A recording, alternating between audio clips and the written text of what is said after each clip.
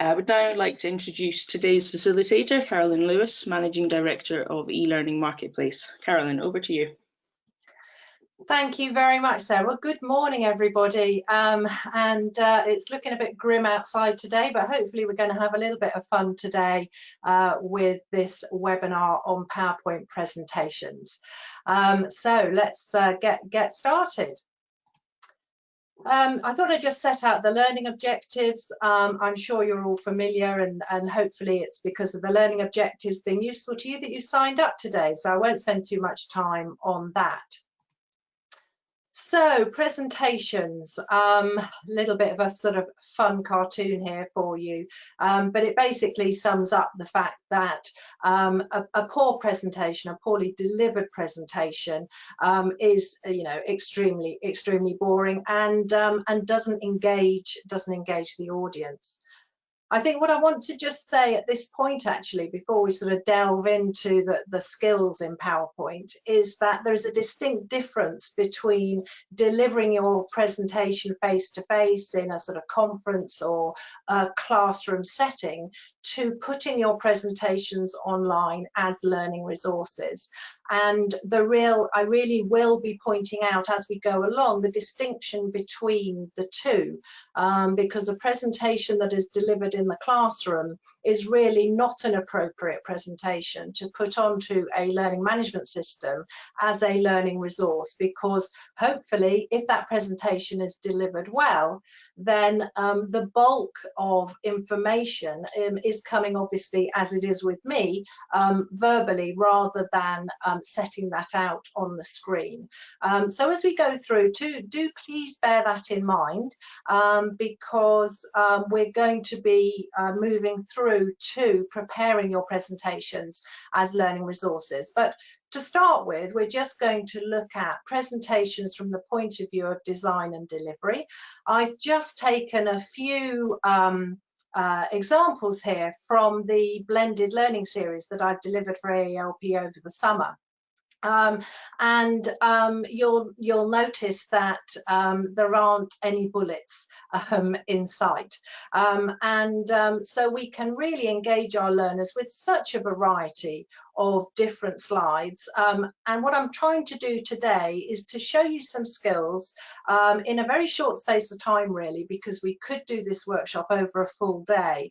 So I'm going to really in this hour and a quarter is give you some skills to improve your delivery of presentations, whether that be face to face, but also be able to take those skills and apply them to preparing resources using PowerPoint for your learners. So let's start off. Poor design. We see it a lot, don't we? Bulleted lists of text. So here, don't bullet lists or include large amounts of text in presentations. Don't use multiple slides when one will do, and we're going to look at how we can do that through animations shortly. Think about your branding. Don't use a mixture of fonts. You can see here I've really used a wide variety of different fonts, and it just looks a mess, I'm sure you'll agree. Don't put too much information on one slide, because again, that might be vital information, but you'll lose your audience, and really what you're wanting to do is really engage that audience. Don't use imagery that has no relevance. Just a picture of a person doesn't really do anything. It needs to be relevant to the context of the presentation. And of course, absolutely critically, make sure that all your use of images is legal, and thinking about the copyright in particular. And do consider, I'm sure as people in the educational world, you're going to be thinking of this, but don't ignore accessibility guidance. And when it comes to anything online, there's a lot of information out there. One resource that we use in the company quite a lot from the point of view of our website branding and making sure that we are complying with accessibility is this website, which is called ColorSafe. safe, and it enables you to look at the contrast between text and colour, and where you should be thinking of maybe changing some colour tones due to it, not being great for people visually, whether visually impaired or not, actually. So do bear that in mind. So what we're going to start using through the presentation today is Smart Art. Now, Smart Art is a very easy and quite sort of lazy way, really, of putting your bulleted text into something a little bit more interesting. But what I'm going to do is to take that a step further and show you how you can make use of those Smart Arts in a different way. So these are the things that we're going to look at in this next section, but also thinking about delivery as well. So if we think about those bulleted points that I just went over with you about poor design, this is exactly the same information, which is being delivered in a different way. So we've got, don't use bulleted lists or large amount of text.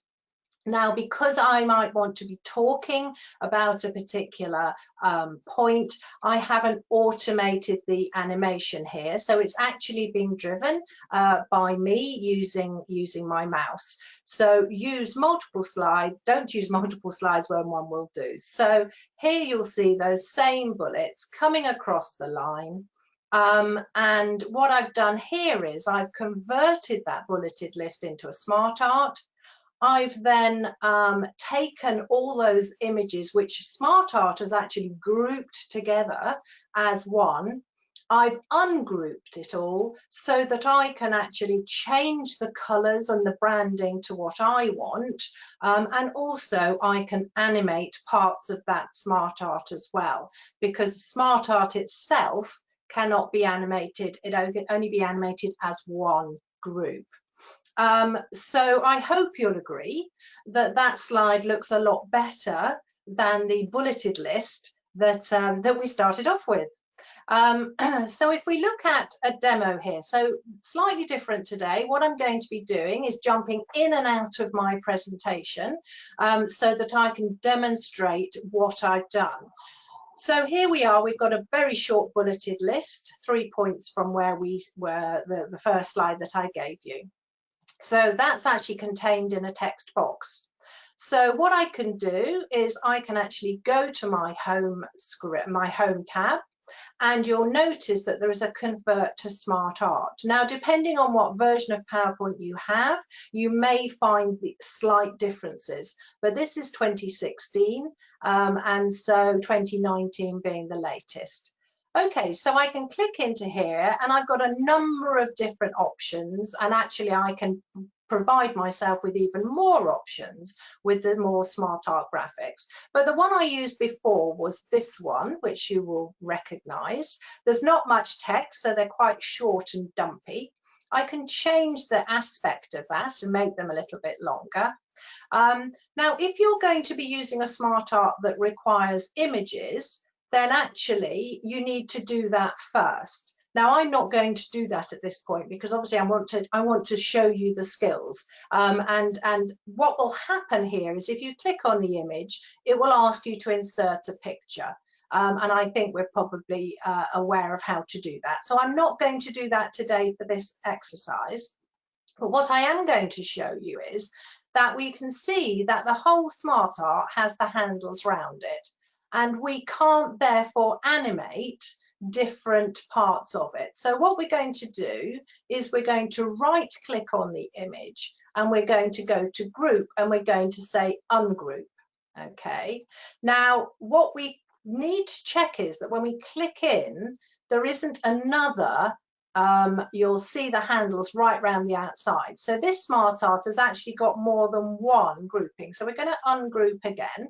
And this is what we want to see. So now you can see every aspect, every object within that Smart Art has been ungrouped. And now we have control over that.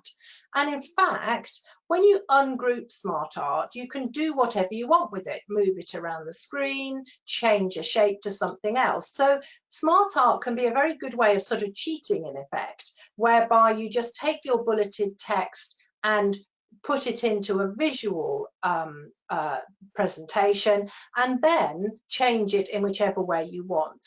I sometimes use Smart Art, but I also sometimes just start from scratch with the imagery and no bullets.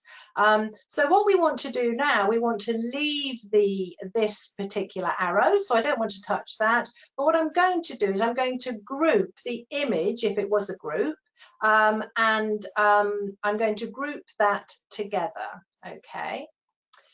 And I can do the same with the others. Now, the other thing we can do when it's ungrouped is we can take that and say, actually, I don't really want it blue. So we'll go to Format, and we'll say, for instance, that we would like it in a green color, and we'd like this one in an orange, okay? Then we can group these. So bearing in mind, grouping is really the last thing you want to do. So we can group these just as I'm doing here. Okay, and so we've left our arrow. If we now go to the animation screen tab, click animation pane. Now, I always put that on to make sure I know where I'm going with this. We'll leave the first box there when we click to the side. And what we want it to do is for this one to fly in from the right. So we choose the fly in, but we actually want it to come from the right. So we change its effect and say we want it from the right. We'll also do the same with the next one. So we want to change it from the right. Now, the other thing that is that that's actually coming in quite quickly. So I think I'm going to actually change the amount of time it takes to fly in. So if we go up to top right up here, we can change the duration so it's a little bit slower. And we can do the same with the next one. Okay, so if we actually play that, did you notice it comes in a lot slower? So let's just play that one. Okay, so we've noticed that it's coming quite in that bit slower. Okay, so I'm going to move on now.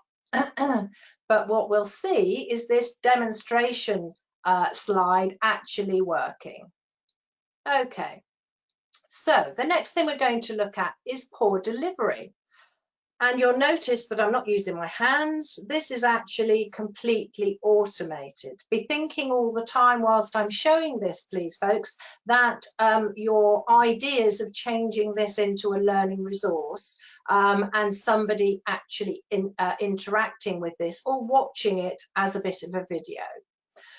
So let's just look from the point of view of poor delivery. So hopefully you'll have noticed that at the beginning of the slide presentation today, I made some reference to you about perhaps the weather or something that actually makes some verbal contact with my audience when I start. And usually for me, it's nothing to do with the presentation. So it's that initial verbal contact. Try not to use a monotone voice. My voice tends to go up and down, but obviously emphasis in your voice at certain points is important. Don't speak too quickly. Now that is obviously really quite difficult. I'm somebody who talks quite a lot, and sometimes I think, speak a little too quickly. But when you are preparing a presentation for a learning resource, and using audio with that, it is really important that you keep your voice and actually almost feeling a little bit too slow because the person playing that back won't get that sense.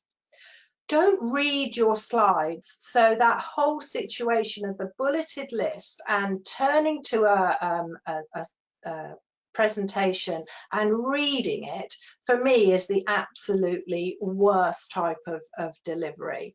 Hopefully the presenter knows their topic sufficiently that they don't need to read the text that they're going to present to the audience.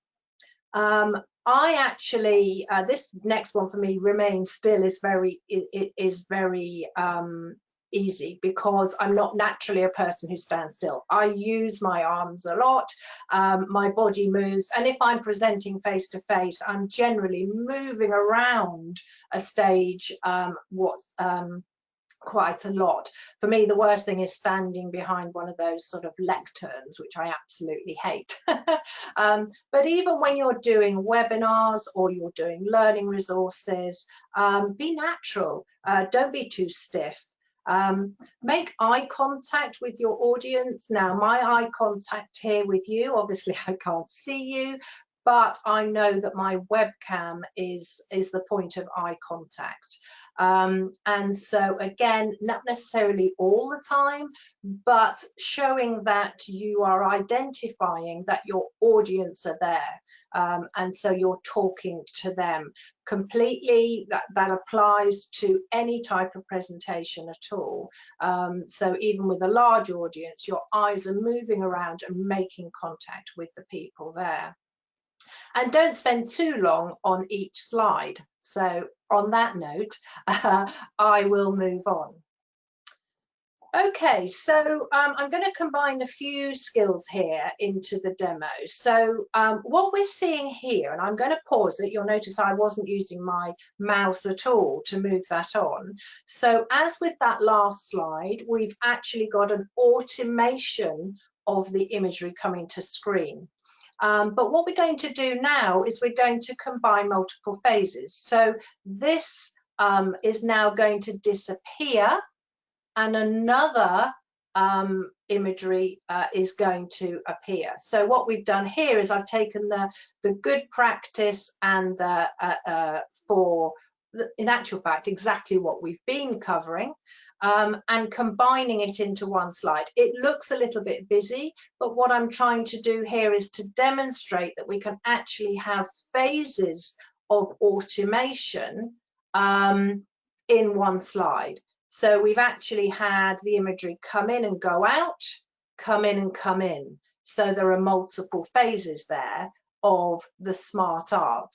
Now, it doesn't have to be smart art. It could be any imagery whatsoever. And you'll notice, although they're not perhaps very professionally put, you'll have noticed that the text was also automated and sort of animated. So let's have a look. My Little Man, I love My Little Man.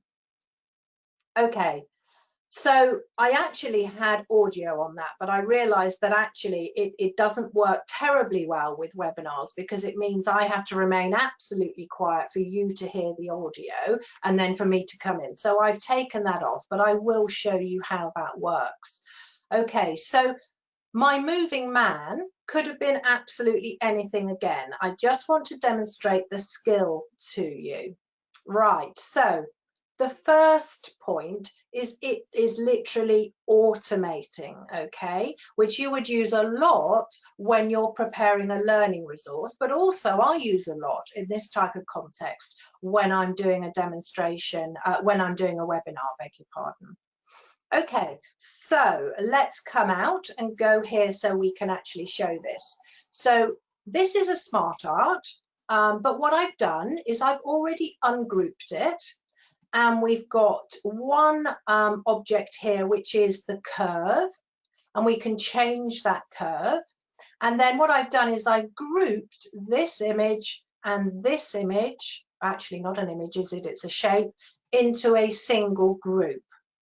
And then we can do exactly as we did last time, where we can go to our animation tab and we say we want it to fly in from the right.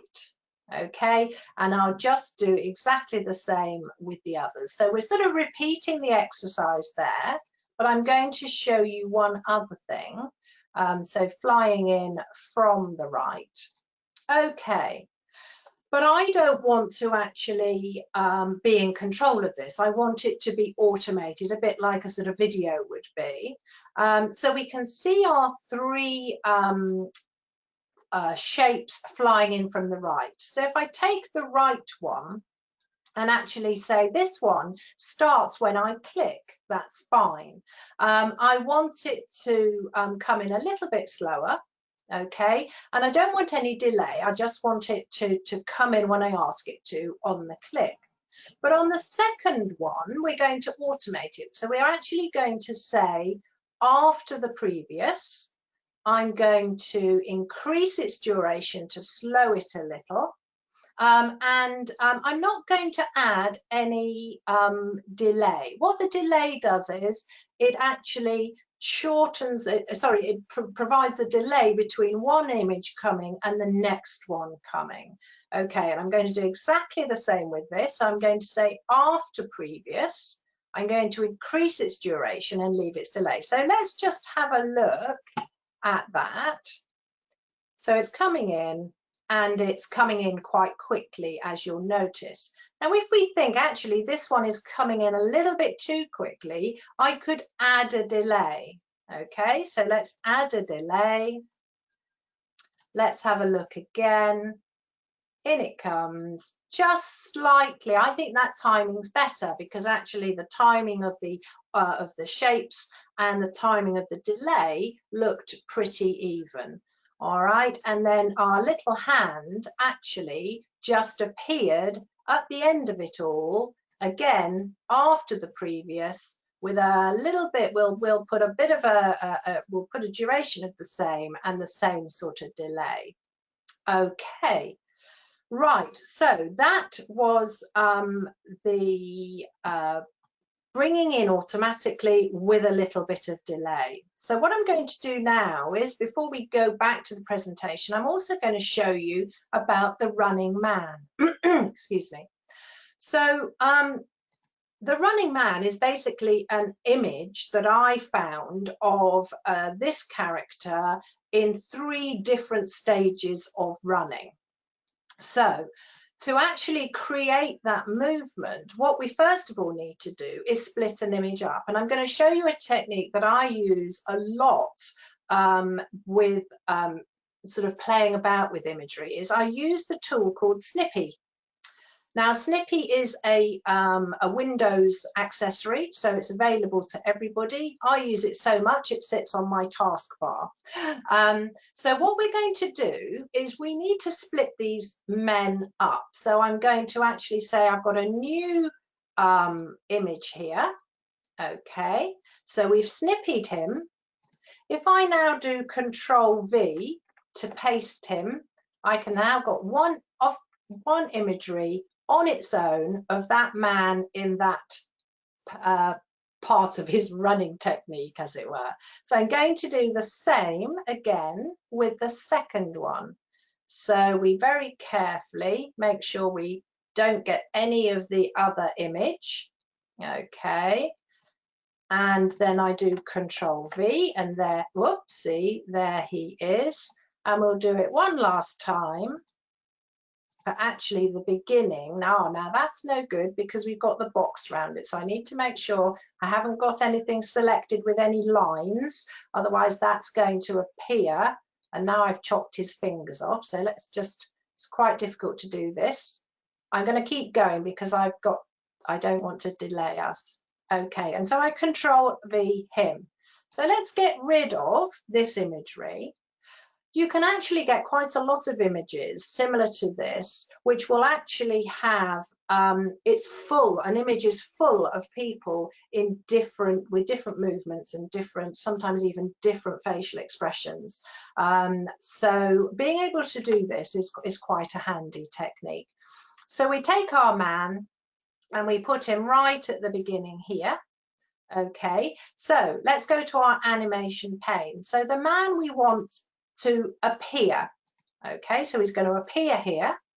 Okay, now what we need him to do then is we need that particular image to disappear and him to become this image. So this is adding another phase to the animation. So we're still applying our technique to this man where we've got him coming in. We're going to add animation and he's going to disappear.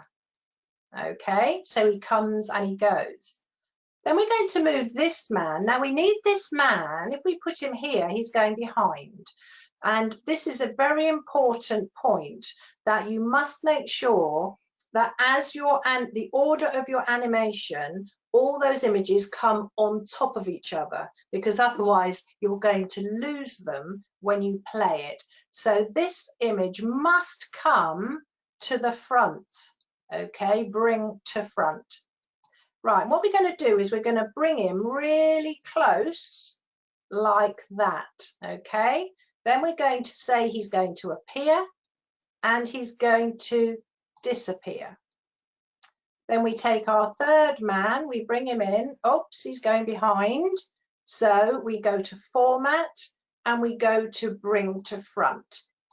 And we bring that man in pretty close. I'm thinking this man actually might need to be even closer. We'll bring him a little bit closer and we're going to ensure he appears. Okay, now what we're going to do is we're going to leave him like that for a minute. Now, if I play this, it's going to happen very quickly. So quickly, you probably hardly noticed it. So what we need to do is we need to adjust our timing. Okay, so we're going to start the first one off, okay, on the click. So that'll start it going. That's absolutely fine. We want it to disappear after the previous. Now, I'm not quite sure. I don't want to spend too much time on this. So what we're going to do is we're going to try it like this. So he's going after previous and he's going to be quite quick. And let's just play it for a minute. Oh, that's still very quick. Okay, so you can see what I'm doing, and I'm playing about by saying, you know, the character comes in, we want to see them, and then they want to go. Okay, so let me just change his duration coming in at that, but we want him then to disappear after previous, but with a little bit of delay, I'd say. Let's just put this up a bit. And all we do is we keep fiddling with the timing of the character coming in and going out until we feel that we've actually got that right, okay? Then what we do is we take those three characters by copying them all. So I'm doing Control and C, and then I'm doing Control and V. And we actually just move these characters across the screen. Can you see? Okay, and in fact, if we do Control and D, you actually replicate the image. Okay, and what we're doing is we're just literally running that man across the screen. Now, I don't guarantee this is going to be correct because we're doing it rather quickly. So bear with me. Actually, what we can do, let me go back to my original one, and we can see we've actually got 3 rows of the man running across. And if I click on here, you will see, actually, I've done a slightly different setting. So it may be that what I've done here isn't going to be quite right. But, okay, let's go back to our slide. Let's see what I've done. It might look a right mess. Oh, he's going far too slowly, isn't he? And actually, what I haven't done, ladies and gentlemen, is I haven't actually, when I've put in the next set of characters, I haven't said to do it from previous, because if you remember, my first one was on click.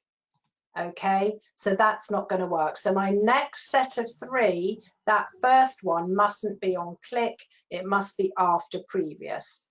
Okay, do you see what I'm saying? Okay, I'm going to move on anyway, ladies and gentlemen, because I don't want to delay us. I'm hoping that you've got a sense of how that works. Okay, so the next thing we're going to look at is using motion paths. And so on this screen, what we'll see is the gates open and then another image comes in. This happens to be a slide that I used in planning lesson plans, actually, for apprenticeships using blended learning. Okay, so what we saw there was the actual motion of the path. Now, motion paths are absolutely great when you're doing learning resources for candidates, because again, you can automate them and you can have things moving around the screen. So actually, when you bring it together, it actually looks very much like a video, a little bit like the moving man. But the moving man we're doing with coming in and coming out. Here we're using motion paths. Okay, so let's have a look at how we do that. So we've got a couple of images here. And I'm going to, what I thought would be quite nice is to have some gates opening so that you could enter into the garden. And of course, what you could have is you could have a character at the beginning of that path who gets smaller, and actually it looks as if they're walking down the path. And you do that in exactly the same way as our running man, but your image will just get smaller and smaller instead of running. Now, the image of these gates, actually, it was a single image. Let me just move that back. It was a single image of gates. And what I did was I did exactly the same, snipped it into two so that I have two gates. So let's just move that back here. And then we'll move our gates in front like that. Okay, so they're not grouped. We can see they're not grouped. They've all been made into single imagery. And what we're going to do is go to animations, and we're going to have this gate, first of all, sliding to the left. So if we open our animation pane and go down to motion paths, the one that I use most is lines, but you can see that there are a number of different ones. Okay. Now, it automatically gives you a moving path straight down, a bit like the flying in, okay? But what we want to do, and in fact, can you see there's a little red dot there that marks the end of the motion path. So what we want is we just want the gate to open probably to about that point, okay? We take the next one, we choose our motion path, wait for it to finish. There we can see the point that it finishes, but what we want to do is we want to actually take that and move it to there. Okay. Now we want the gates to open when we tell them, but actually that means both of them moving together. So if we move to our animation pane, the first one is fine. Okay, on the click. The second one, we want to choose it to do with the previous. Okay, make sure the duration is the same for both, so it takes the same length of time to open the gate, but we don't want any delay because we want them to come exactly together. Okay, so let's just try it in the screen. There we go. All right, now we might want to slow them down a bit. Okay, so we can do obviously by changing the duration, but let's just leave it as it is. So if we go back to our slideshow, and here we have our garden, and we open the gate. And wouldn't that look great if it had a character walking off down that path through that beautiful arch of roses? Okay, so in this next section, we're going to look at transparent backgrounds, triggers, hotspots, quizzes, and packaging up so that you can actually put a learning package onto a learning management system and have it track the learner's progress. Now, transparent backgrounds is actually something, excuse me, that can make or break a presentation, to be honest. I use a lot of these little 3D characters. They call them 3D man. If you search anywhere for 3D man, you'll get a whole set of these. In actual fact, they're gender neutral, aren't they? But we could obviously make them male or female or whatever we want to make them just by adding accessories. And I do that quite a lot. But to do that, we have to make our imagery with a transparent background. So for instance, the image itself looks dreadful on this purple background, but what does look a lot better is if our 3D man comes out like this. With the transparent background, we could do things like put a hat on, but the hat needs to have a transparent background. We could have them, another 3D man carrying something. So there are lots of different things we can do as long as we have a transparent background. So what I'm going to do in a second is I'm going to show you how to do that, because it's one skill in PowerPoint which makes a massive difference. Now, some imagery you'll find has slightly blurred images when you put on the transparent background. We can see an example of that by his feet here. Okay, but that's absolutely fine, and often they sort of actually accentuate the image, but on some occasions it doesn't look great, so you may have to change the image. Okay, but that makes a massive difference. So let us have a look at how we do that. So here's our 3D man looking at his painter's easel. And what we're going to do is we're going to go to the Format tab on the menu line up here, and we come over to the left. There are lots of things we can do with imagery. We can add lots of different effects, but we don't want to do that. But what we want to do is give them a transparent background. So this is the tab you need. Scroll right to the bottom and select Set Transparent Color.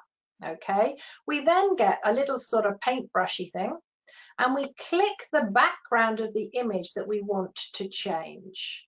Okay, and voila. And then as we move that around, it is transparent, and if we put it on a different color, it would remain transparent. Yeah, a really good little technique that makes a big difference in your presentations and the quality of what your candidates are going to be seeing. Okay, so let us move on. So there's our little 3D man, and we can just see, can't we? We can just see a little bit of shadow here and a little bit under the easel there. But, you know, don't worry about that. There are some sort of slightly more advanced techniques where we can do something about that, but that's not something for today. Okay, so moving on. Right. This is where it gets interesting from the point of view of making your presentation interactive for learners. Now, I'm going to show you some examples. I'm going to show you this example of very basic triggers, which enable it to be interactive. And then what I've done is I've actually combined some resources, packaged them up, and I'm going to show you that. And then I'm going to show you actually and some techniques of doing some of the things that were inside that package. So here we have absolutely lovely picture of this lovely Labrador. So what the learner sees, and this is, you could design this exactly as you want. The cleverer you get with your imagery and your shapes, the more like a professional e-learning package you can make it. Now, I'm not saying that your PowerPoint prepared interactive learning resource is ever going to be quite the same as using an e-learning authoring software package, which professionals use. We have it in our organization, and it's amazing some of the sophisticated things you can do. But that package was, you know, will cost you around £1,000. So, you know, PowerPoint is just such a brilliant resource to be able to actually do a lot with it for actually zero money, isn't it? Because you've already got PowerPoint.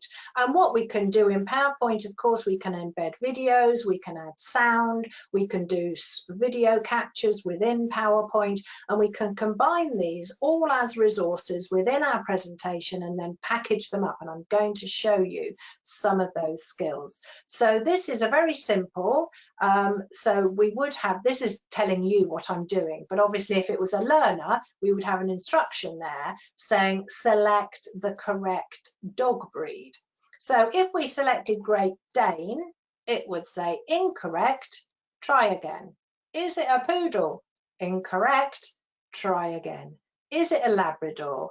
Correct, press next to continue. Okay, now that's great, and there's a whole load of things we can do with that, but bear in mind that your learning management system, all they'll know is that you've started a resource, and it'll know when you've finished it. It cannot look inside a PowerPoint presentation to see what the learner has clicked. Now you might say, well, I would want to know. Okay, but you can't. But I'm going to show you something that can be tracked. And I would say that there is huge value in a learning resource where a learner can do their own interim assessment. They can check their own understanding of something that you've delivered to them without that feeling that some tutor is logging in and seeing, actually, well, did they get the right answer the first time? Did it take them 3 attempts? Did they fail it?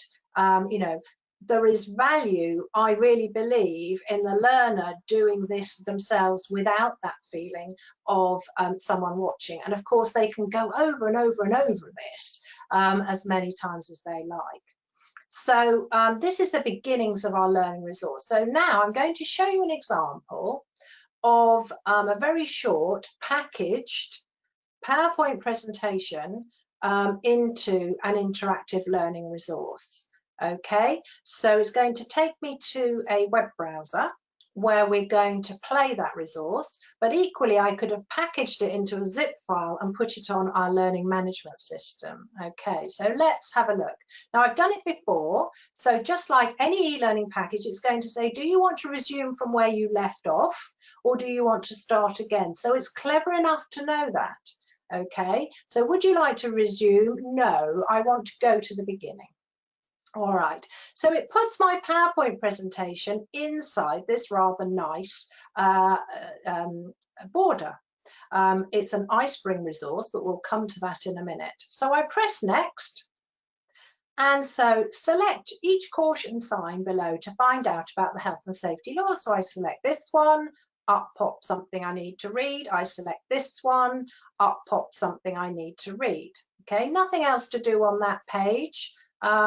Just to know that this tablet is my image, okay? So I've put a background image in of these health and safety signs.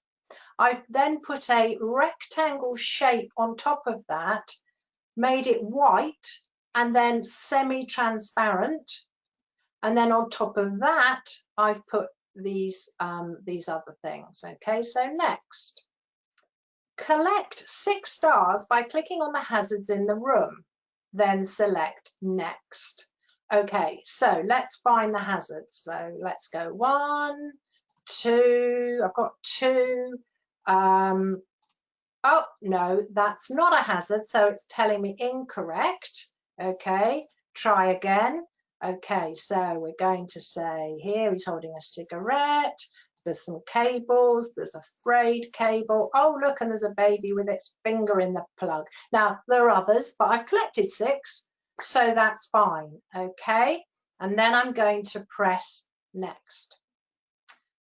Now it's saying that I've got a quiz to do, so I start the quiz.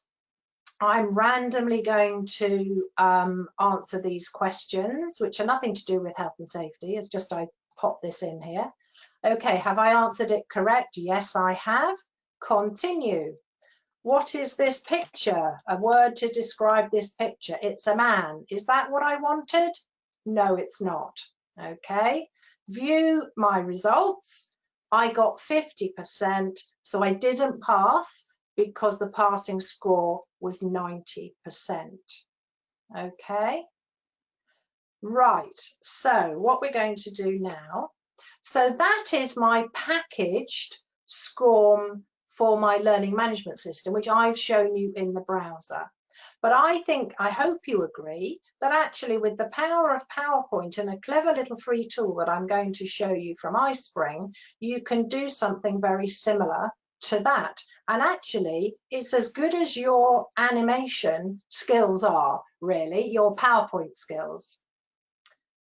So we have now got this resource, and I'm going to demonstrate to you how I did some of those things in that package for the SCORM. So here I've started off on the slide with a picture of this brain. Okay, now actually when I started off with this, and I didn't think I'd have time to do all of it, so I'm not going to do it all today, but there were some lines. Okay, if we look in here, there are a whole, you can see it's grouped. Okay, I don't want to ungroup it, but can you see there's a little line here? So basically what I've done with all of these, and they all had a line coming out to the name of that as part of the brain. But actually, because I didn't want to show my learners the name of the parts of the brain, so what I've done is I've literally just taken a shape, okay, drawn a shape, made it white, and then I've just dragged it over where it said the name. Okay, so I'll delete that for now. So in the back of this slide here, back in the different levels of imagery, we've got the brain at the back, then we've got various white boxes around it that are on top, and I've also snipped a little bit of the brain and put it over the black line which came into the brain. And if you look carefully, you can probably see it's very evident on this part here, but I don't think any learner would notice, to be honest. So we're left with literally just the picture of this brain. So being able to manipulate your imagery with your transparent backgrounds, using Snippy to use a shape to cover up something you don't want learners to see, then group those together into a group. Now we've just got what looks like a plain picture of a brain. Okay, so that's what we did to start, and that's why I've got down here, I've used Snippy and pasted to correct this image to how I want it to be. Okay, so the next thing I do is I think, okay, what's my question going to be? So my question is going to be, click on the frontal lobe. Okay, note to myself that I remember which is the frontal lobe. I then say, okay, when I've asked the question, what response is the learner going to give? Are we going to get them to select several options, a bit like the dog? Or are we going to ask them to click on something, as we have here, click on that frontal lobe, and then tell the learner whether they're right or wrong? So we need to know what the answers are going to be. So the answers are going to be, it's either correct or it's incorrect. Okay, so here's my question. Here are my responses. So we are going to use a hotspot on the image for the learner to click on. Now, we need to think this through. And one really good way of actually setting out with this is for each slide that is going to test the learner's understanding, it's a good idea to write down exactly what your questions are, exactly what answers you're going to produce, because it could be anything, in what order, and what is it that triggers these answers to appear. Okay, because we're going to use triggers. So I've created a shape literally just by going into insert shape, choosing my little oval, yeah, and drawing an oval. So I'll delete that one. Now I've purposely left this shape a color but it's actually going to be our hotspot.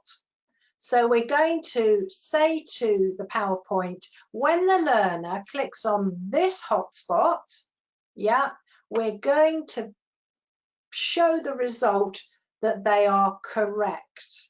All right. Now that's absolutely fine and relatively, pretty straightforward. They click on the hotspot, they've got it correct. But we need to think what happens if they don't click on the hotspot. And so we need to say, well, if they click on any other area, then they're going to be wrong. So how do we do that? So the way I do that is I create another shape, okay, and I put it over the area that is going to be wrong, okay. All right, so if the learner clicks on any of this, yeah, and in fact we better include it over that little bit of purple. If they click on any of that, they're going to be wrong. We make sure that this area is on top, so we go front, yeah, and we do bring forward, and we put it on top. Now what I'm going to do is I'm going to change it so how we want the learner to see it. So it's not going to be blue. We need it to, first of all, actually, let's first of all change its color quite simply to white, yeah, with no outline.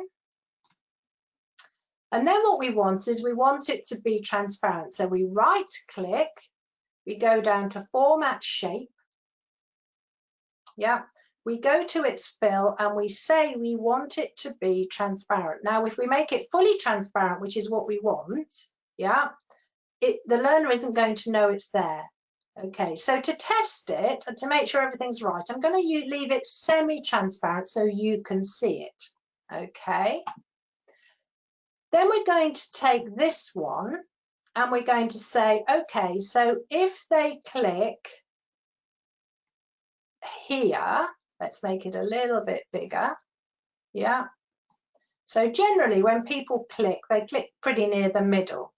Okay. And we're going to make that white, but notice that it's on top, we're layering it up. So very, very important that the right layer is at the right point. We're going to make it transparent. Okay, so I'm going to make it a little less transparent so you can see it. All right, so I can get rid of my format shape. So now for the trigger. So basically, we want this, yeah, to appear on the trigger. Can we see trigger here? Beg your pardon. Well, actually, let me do this and then I'm going to show you a little trick to make it a little bit easier. On the trigger of this rectangle, and I know that that rectangle, yeah, is rectangle 6. Well, at least I hope it is. Okay, so now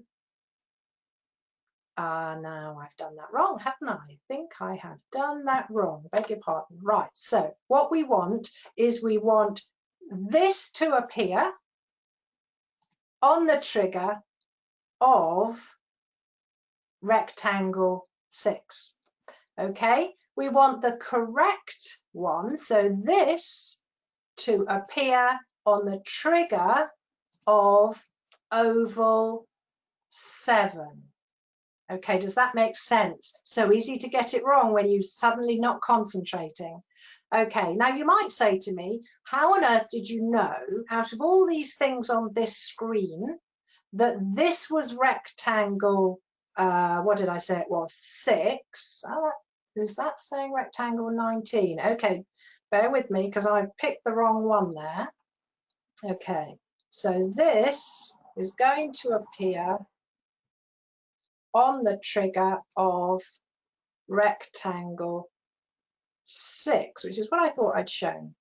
Okay, this is going to appear, we've got it, let's make sure it's right, on the click of oval 7. Okay, to have lost something there. Let me just see. Appear, trigger, click of oval 7, that's correct. appear, oh, we had lost that, on the trigger of rectangle 6. Okay, let us, something doesn't look quite right there. Oh yes, I know, I can see it's me not looking properly, I beg your pardon. Okay, so we've now got what we hope is going to be correct. So let us just try it. Okay, so I'm going to go, have I done everything? Have I done everything? And then I'm going to come back and show you a little trick. Okay, so click on the frontal lobe. Correct. Okay, incorrect. Good. So we've done the right thing. But I'm just going to show you a little trick, because when you've got a lot of imagery on one slide like this, you can easily, and that's why I doubled and triple checked, because it's so easy to either trigger or select the wrong thing. So if we go to home and we go to select up here and we choose selection pane, this shows us, and look how many there are, this shows us all the shapes and images that are on this slide.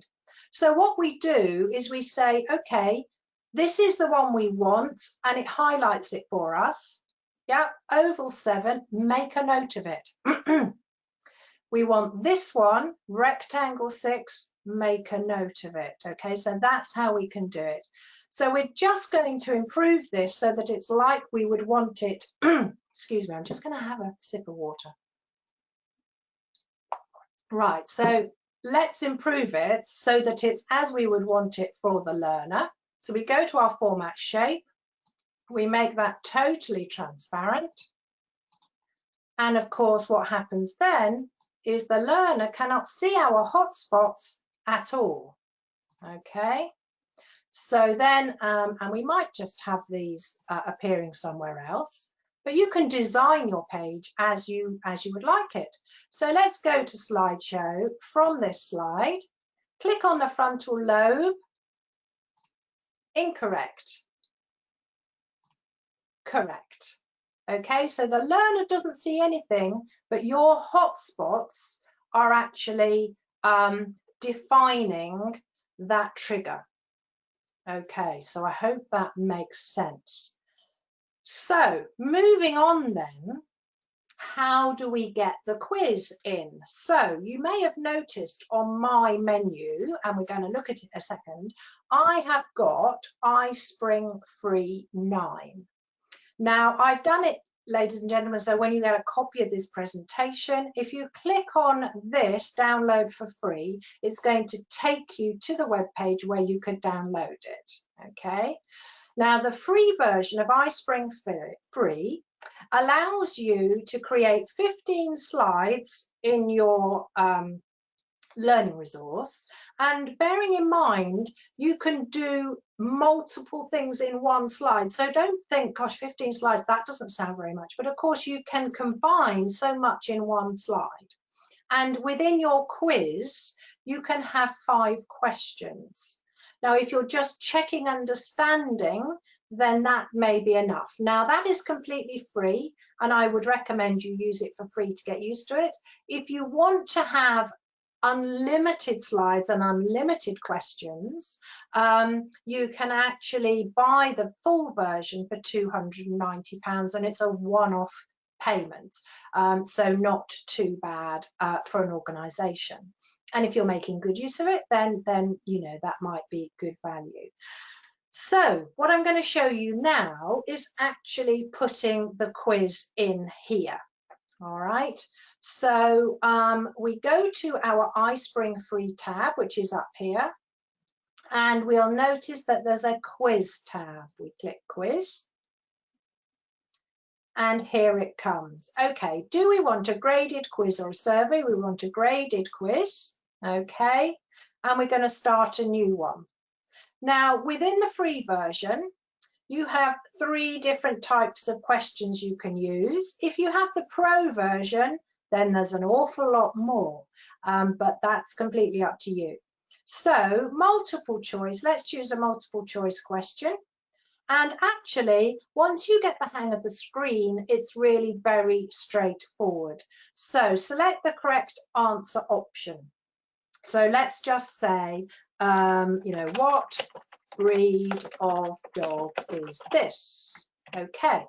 Now, I'm not going to because we haven't got time, but we could add an image to this question, we could add a video to this question, or we could audio. So we could have text and audio on the question. Okay, so option 1, we could have, just as we had before, Labrador, Great Dane,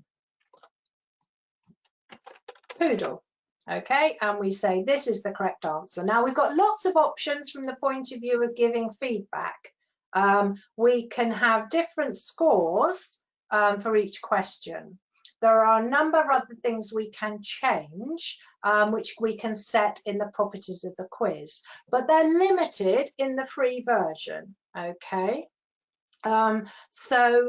We can put a time limit to each question, and we can shuffle the answers, so no one learner will necessarily get the same, well, every 3 learners, isn't it, would get the same answer. Okay, so we could then just add another question, and we'd be done. So I'm not going to add more questions just because of our time. And our last slide is going to be our results slide. Okay, so let me just have a look in properties, because what I do want to show you is the quiz scoring. So scoring by passing score, it's going to be 80%. Okay, right, so if we save and return, we literally just hit save and return. Okay, come back to our presentation, and now that slide that was empty now contains this. Now we can't do anything with that, we can't change the look of it in the free version, so it will just be a white background like that. Okay, so we've put in the quiz, and then when we move, let me just go back now. So if we go to there, so we're not seeing anything. And actually, we can't use the quiz in this mode. We can't test it in this mode. You have to test it within the actual where you're creating the questions. For this to be live, it has to be packaged in that package that I demonstrated to you. When we set up the quiz, automatically, without us doing anything, it can actually provide a set of results, which is the same as our learning management system would do. But actually, it's quite clever because it can also send the results to someone's email address. And this is a copy of an email sent to me of my own test results. So I got this email to say that I'd done 2 out of 2 and I'd got 100%. The passing score was 90 and I did it in 13 seconds. Sounds impressive, doesn't it? But I obviously created the quiz. So it's a really clever little free tool. But I do want to stress that it only becomes live if we actually, let me just go back, once it's packaged into here. Okay, so it packages and then we can use the quiz within its package. But let me just show you, let me just come out of here. So to package it up into our lovely little tablet learning resource, we literally go to iSpring Free and we click publish. Okay, now I'm not going to be able to publish this presentation because, as you can see, it's over 26 slides long. Okay, but when we click publish, we literally just go yes. Do we want to publish it to a learning management system or to run in a web browser, as I've shown you? And you're given your file and away you can go. So that is how iSpring works. Now, if you want more features, and be able to have a, we could publish this whole presentation as a learning resource if we had the professional version and had paid round about £290. Okay, so ladies and gentlemen, that really finishes my demonstration, which is such a whirlwind, isn't it?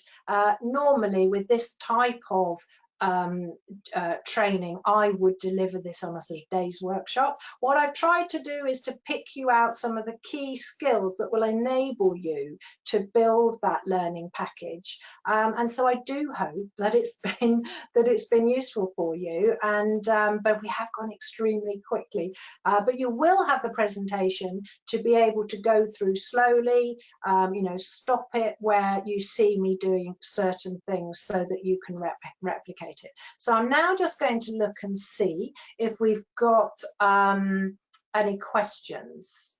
Okay, so we've got a question here that says, with your hotspots, can you have multiple hotspots to the same answer? Now, that's a good question. I'm not sure if I've done that, but you could have multiple hotspots. If you saw my one in my package, I was clicking multiple hotspots to get stars. Multiple hotspots are not going to give you, you can't combine those into one correct answer. You could group your hotspots and actually officially group them, but as soon as they click into that group, it's going to say that's correct or incorrect. So not really, not in a straightforward way. That's partly why I designed the health and safety picture, so that if you clicked on a hotspot, you got a star. Yeah, but if you clicked in where there wasn't a hotspot, you got the incorrect answer. And you can build on that. You'll notice that it didn't, when I said click try again, it didn't go back. I didn't lose the stars. It left me where I was. So then I could click more hotspots and get more stars. It's often trying to think of the process which will enable you to get the result you want, which is why it's really important to sort of think about it almost, to plan it ahead and think, well, how am I going to achieve the outcome? What needs to be clicked and what do I need to do? Okay, there's a question here. Does the quiz score get sent to us as the tutor? Right, well, if you're doing it in a learning management system, then it's your learning management system that's going to enable you to do that. It's not the SCORM resource. It will be the learning management system. If you run it like I did in a browser, then yes, it will, because as soon as that results is done, is completed, then I got sent an email, because I put my email address in for the tutor to be sent to. But in your learning management system, I can say yes, but your learning management system is really what's going to define whether you can or you can't. The other thing is, if your learner is in a big organization where they're using Exchange or something like that as a mail server, then my experience is it doesn't work. But if you're doing it through a learning management system, you can get that result through the learning management system, not via the iSpring quiz tab, if that makes sense. Okay, so I'm just saying I can see that the person, I think it must be the person, yes it is, about the hotspots. I was thinking about the brain image for multiple wrong clicks on areas. Well, yeah, so with the wrong, what you need is that you need a layer of wrong, so the whole image is wrong, and then your correct hotspots go on top. So if they select the shapes that are on the top layer, yeah, they'll get the correct. If they select in between those on the layer that's behind, they get the incorrect result. So I think the answer is yes to what you're trying to achieve. It is just thinking how you would do that. Another question I have is about images. So where's a good source of images? Now in PowerPoint, there are Creative Commons licensed images which you can use. And basically that's what I've used in this presentation. But as an organisation, eLearning Marketplace, we have about 2,500 online courses, and they come from about 100 or so different publishers. But we do have some of our own. We don't do a lot of our own. And we use Canva. And Canva can be free. And in fact, the pro version is very inexpensive. And that gives you a fantastic tool for not only being able to pick a whole load of images to have with the appropriate legal status, but also you can manipulate them and put text on top of them and put shapes on top of them. So Canva is, as I say, we use it in our organisation probably daily, to be honest. The other place that you can get images, and in fact the little 3D man, there's hundreds of them, and you can download those free from Pixabay. Just put into the search, into the browser Pixabay, and then when you're in there, search for 3D man, and you'll get a lot. I mean, I've got ones, you know, construction workers, hospitality workers, lots of different things, people in health and social care. There are some great ones. They're really good. Let's look at the time. Okay, one last question is around the, yes, I can see what's being asked. iSpring Free, 15 slides, 5 questions can be limiting. The Pro version, which gives you so much more and lots of other features to be able to record screen captures, video captures, audios, play about with your audios, lots of things. But the Pro version of that is £600. But you know, if you were creating a lot of resources with more than 15 slides, or you wanted to, you know, £600 across your organisation, you may find is good value.